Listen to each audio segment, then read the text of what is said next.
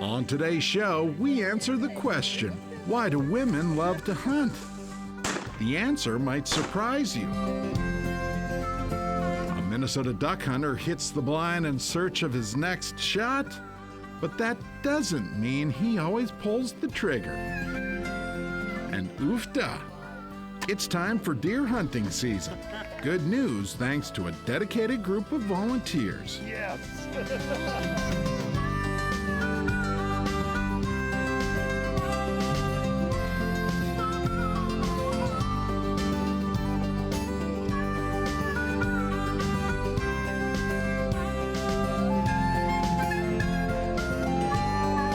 Minnesota Bound, presented by Kinetico Water Treatment Systems. Hi everybody, Bill and I welcome you to today's adventure. Up first today, you are going to answer a question that a lot of people in our world are talking about. That's right, I set out to better understand why I and other women love to hunt.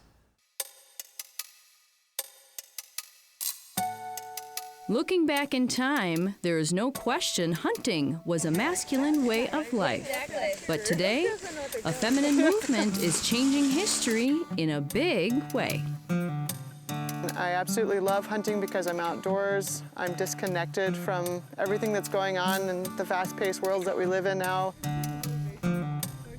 Seeing the rise of the female hunter, local author KJ Houtman decided to write a book to share the reason behind why women hunt. Well, this is a diverse group of women from metro to rural to suburban to 20 years old to grandmas. I wanted to interview women who had been hunting only for a short time, as well as women who'd been hunting their entire lives. I would say a common thread for women was that they found a certain amount of empowerment. For sure, hunting empowers women to also be a provider for their families.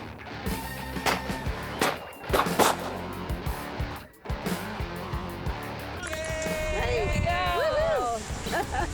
Dinner is served. I'm a 4.5-year breast cancer survivor. Very proud of that. It's a wicked disease. One thing with my hunting and fishing and being outdoors, I like to be a good role model to other women to say you can still do the things you're passionate about and the things that you want to do, even though there may be obstacles in the way. There may be a lot of obstacles. So that was part of my motivation and drive, even when I was sick and in tons of treatment and lost my hair, and I still wanted to hunt and I still wanted to be out there and be that role model for my girls and for other women and other people, saying don't give up. Harvesting my food is one of the top motivations besides my personal gratification for hunting. I am really big on harvesting my own food because it's ethically raised, it's free range, it's organic, the animal had a great life. KJ wrote the book with hopes of encouraging women and men of any age to try something new. Here I was about to be a grandmother and decided to take it up. I realized that if I can do this, anyone can do this. I don't want anybody to feel like just because they haven't tried hunting that it's too late for them. And from interviewing some of these women, a number of them didn't know they were going to love hunting until they tried it. Some of the joy of turning into an experienced hunter is passing on the tradition and skill to others. Well, for women that are getting into hunting, there are a lot of opportunities. I'm involved with Women's Intro to Wing Shooting or Women's Intro to Hunting courses. Beyond harvesting wild game, hunting just has a way of reconnecting us with our roots. A way of recharging. It kind of helps just recharge and rejuvenate my soul. Makes me feel grounded to something greater.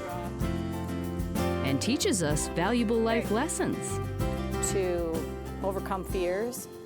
For some women, there really isn't any fear, and they'll do anything. And I admire them so much because I have to overcome a lot to do this. The moral of the story about why women hunt is this: Nature has a way of giving many gifts to the hunter, female or not.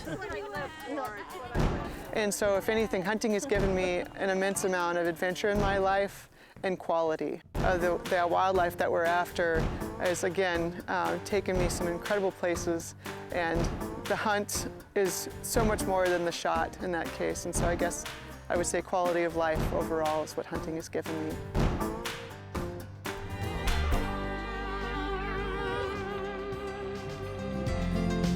Minnesota Bound, brought to you by Kinetico, Rapala, STARBANK, and by Ice Castle Fish Houses.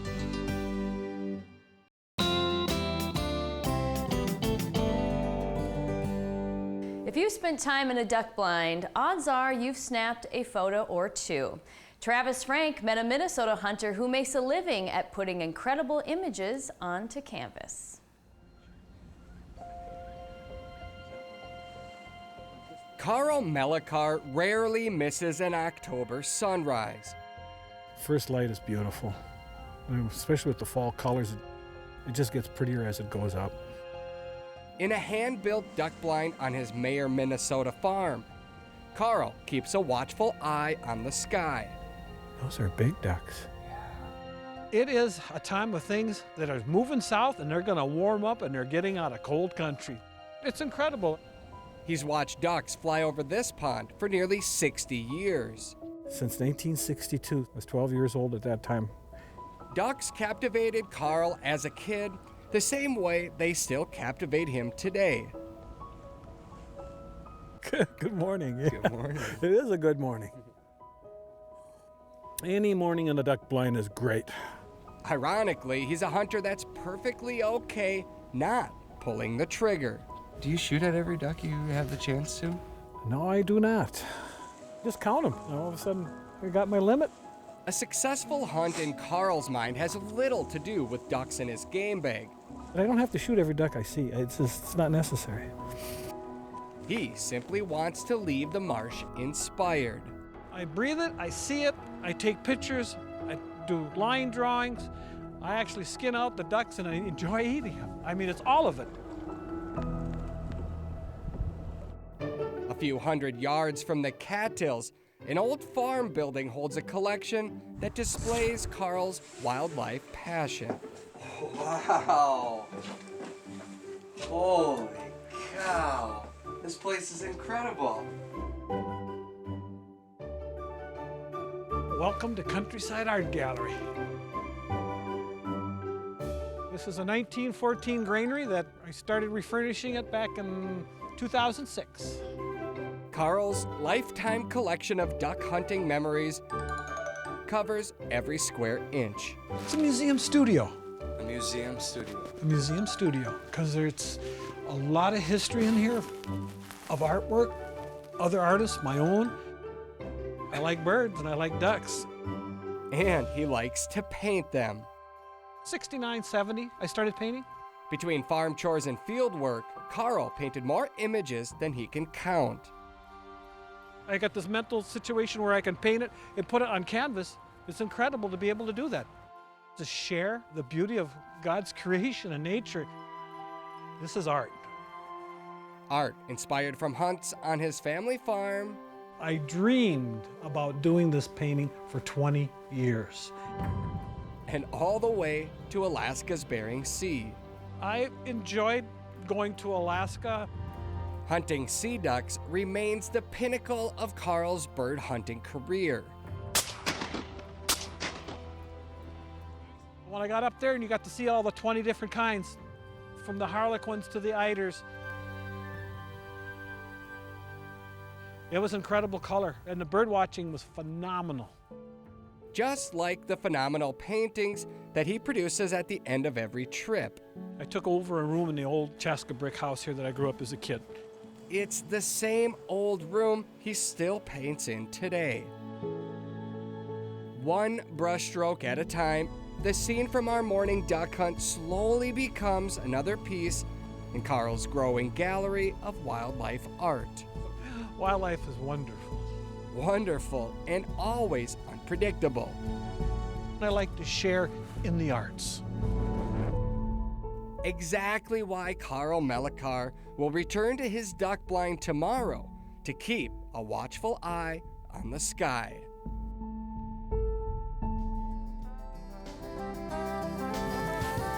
Still ahead, die-hard deer hunters help get others into the deer blind. This story will make you say Uffda, and that is a good thing. Closed captioning brought to you by North Dakota Tourism.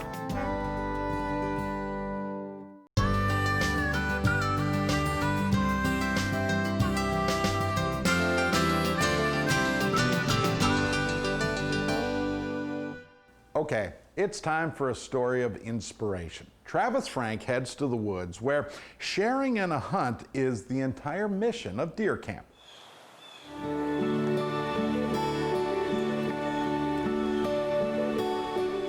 When leaves turn crimson, guests at Camp Wilderness Boy Scout Lodge turn to camo. Hunters come to celebrate deer season. Yeah, here's Mama too. With hunters who need their help. How are you? This is the 23rd annual Uffda Camp Wilderness Hunt. The acronym Uffda stands for the United Federation for Disabled Archers. I can't really describe it. This is a labor of love. An organization Daniel Hendricks created to get physically challenged hunters back in the woods. Never thought this day would ever happen again where he got to go deer hunting, and here he is. He's been hunting since 2001. This year, 30 hunters will take aim. Still going for that center one? Yep. Each one shooting in their own unique way. When you stop and think that you've got bow hunters that take a week out of their season so that they can provide a quality bow hunt for disabled people, that's a pretty special group of people. Nice seeing you. And they have that burning love for the outdoors and hunting in their heart the same as we do, except that they have to go through so much more to be able to do it. And some of them can't do it without special help. Well, we're here to help. The whole key word for Uffda is volunteers, yeah. Okay.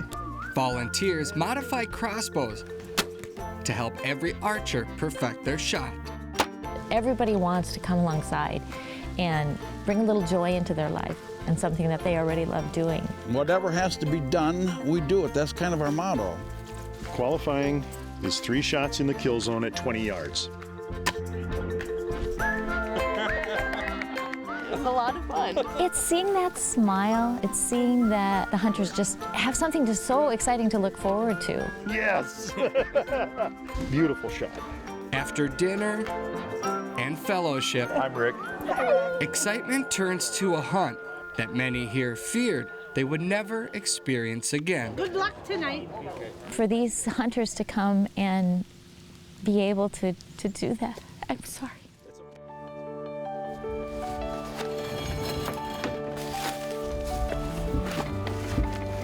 Mark Klein quietly helps his son Matt.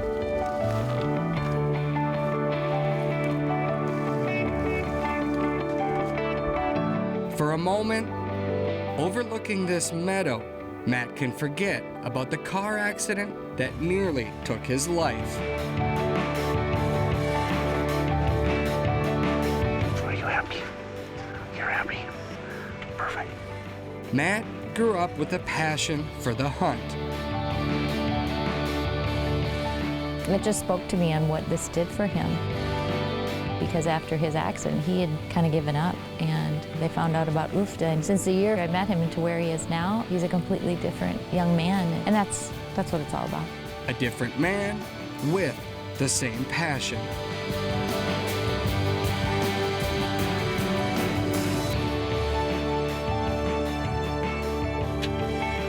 When they get a deer, the way they light up, man, it's phenomenal.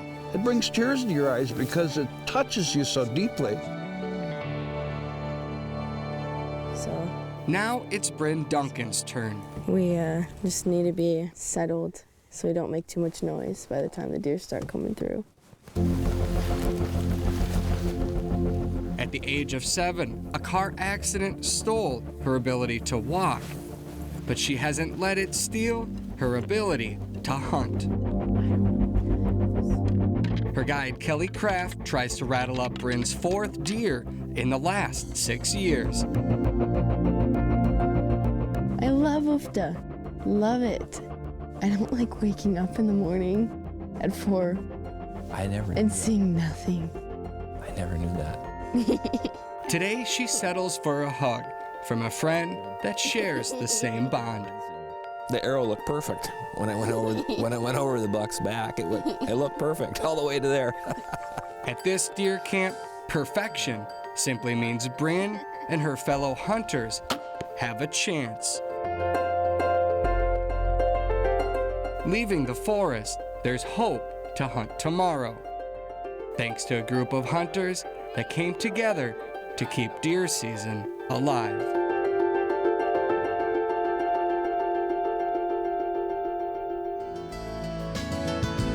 Straight ahead, we go back in time with Beck, the deer man. Minnesota Bound, brought to you by Minnesota DNR.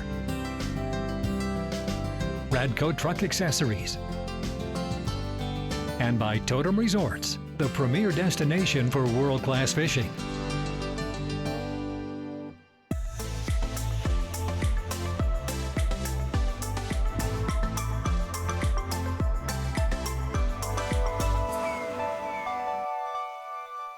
Today's Minnesota Bound Classic takes my dad, Ron Shera, to the deer woods. Where he met a hunter very worthy of his nickname. Yes, Beck, the deer man.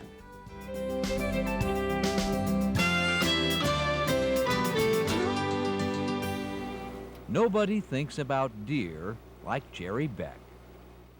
Anywhere, anytime, spring, summer, or fall, his mind is on the ghost of Michigan's North Woods. The white-tailed deer is really special, and their adaptability, their ability to elude us, there's probably some watching us right now. Beck's Deer Woods is located in the wildlands of Michigan's UP, the Upper Peninsula. Right straight ahead of us, we have a large swamp, and this is a major highway. This right here is an interstate for the white-tailed deer. But Beck's greatest admiration goes to the nose. Number one, if you're going to talk about a white-tailed deer, the first thing you talk about is his nose. And if he smells you, he's not going to question it. He's out of town. He's out of your life. I don't think it's possible for us to even comprehend the things he can do with that nose. His hearing is phenomenal, and he's pretty much got the whole package. Every fall, Beck shares his knowledge of whitetails with guests who come to his deer hunting lodge. It's an old barn converted into a classic deer camp, rustic and remote. This camp, known as Greenwood's Outfitting, is surrounded by 3,000 acres of deer country, and the deer man knows every inch. Yet the best seat in the woods is from a place Beck has chosen. This ground blind is located at a deer crossing, and it didn't take long before the traffic showed up. And a show it was. Residents of the woods came by, and Mother Nature also provided a shower of snow. While it's easy to be a fan of white-tailed deer, people like Beck are more a paradox. How can a deer hunter hunt down the animal they profess to admire? I think that the only chance that the white-tailed deer and a lot of game animals have surviving is if they're hunters. I think that we're probably the only ones that are really concerned that their population and their habitat really continues. And regardless of what our reasons are for that, I know the end result of that is an important one, that the white-tailed deer will always be here as long as there are hunters. What a great story. Yes, it was. Don't forget to join us for the Minnesota Bound podcast, The Stories Behind the Stories. It's where we get to sit down and talk at a little more in-depth pace about our favorite tales and adventures. You can find the Minnesota Bound podcast anywhere you choose to listen. Well, that's about it. We're out of time. We'll see you back here next week. In the meantime, don't forget to introduce a kid to the great outdoors. Transportation provided by Premier Transportation. Call 1-800-899-7433.